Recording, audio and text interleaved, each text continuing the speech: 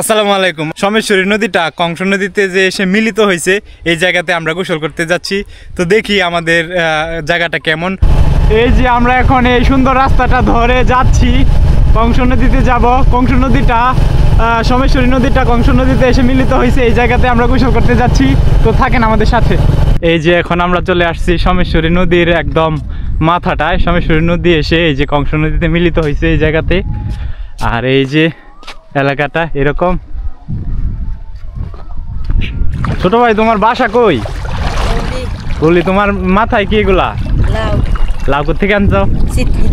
তিতলি লাউ। তোমার এটা কিভাবে তুলছো তুমি? টাকা দিছো তোমারে? তাহলে মানে লাউ তুললে দিয়ে আসছো, পরে তুমি লাউ নিয়ে আসছো? হ্যাঁ, মানে কতগুলো লাউ তুললে তোমার কতগুলো দিব? 100 লাউ তুলে 3টা লাউ দেয়। ও, তুমি কতগুলো আনছো? 3টা আনছি। তার মানে 100 লাউ তুমি তুলছো।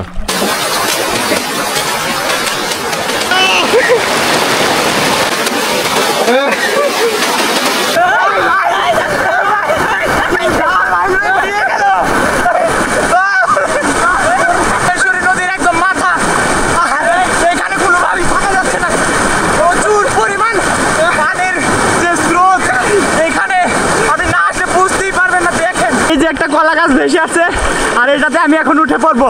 এই যে দেখো, এই যে এই কলা গাছটা কিন্তু এখন আমাকে ভাসিয়ে নিয়ে যাবে। তো এটাতে ব্যালেন্স রাখা কিন্তু খুব কঠিন, কোনোভাবে এটাতে বসে থাকা যায় না।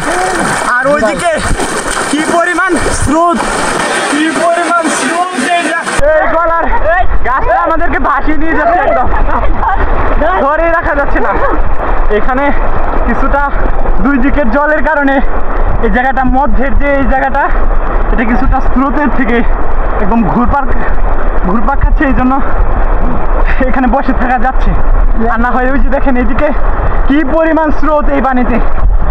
আমি এই স্রোতের পানিতে ডুব দিয়ে দেখি, ক্যামেরা সহ ডুব দিই, দেখি কেমন হয়। কিছুই দেখা যায় না, একদম পুরোপুরি অন্ধকার।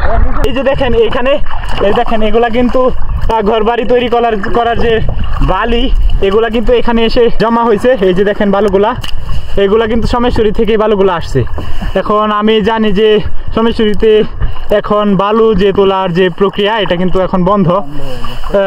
তো দেখেন এখানে কিন্তু প্রচুর পরিমাণ বালু এসে জমা হয়েছে এই যে কংস নদীর মাথাটায়।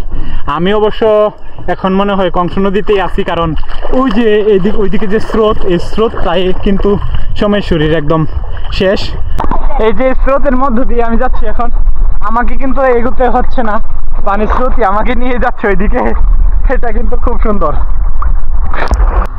তো তালুকদার সাহেব, আপনাকে অসংখ্য ধন্যবাদ আমাদেরকে এরকম একটা সুন্দর প্লেসের কথা মনে করিয়ে দেওয়ার জন্য, এবং আমরা এখানে এসে খুব আনন্দ উপভোগ করতে পারছি।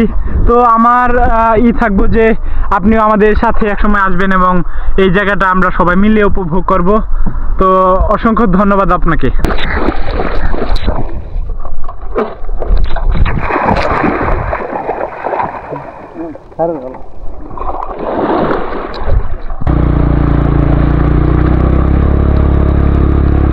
আমি নদীর মধ্যে, কিন্তু নদীর মধ্যে থাকলেও আমার হাঁটু সমান পানি, কারণ সোমেশ্বরীর সব বালু এদিকে এসে একটা স্তরের মতো জমে গেছে। বেশ কয়েক বছর পরে নদীর মধ্যে গোসল করলাম। তো এখন গোসল শেষ, এখন তো বাসায় যাব। খুব এনজয় করলাম আসলে। সোমেশ্বরীর যে একদম লাস্ট মাথাটায় অন্যরকম এক অনুভূতি, এটা বলে বোঝানো সম্ভব না। তো ধন্যবাদ আমাদের সাথে থাকার জন্য। আল্লাহ হাফেজ।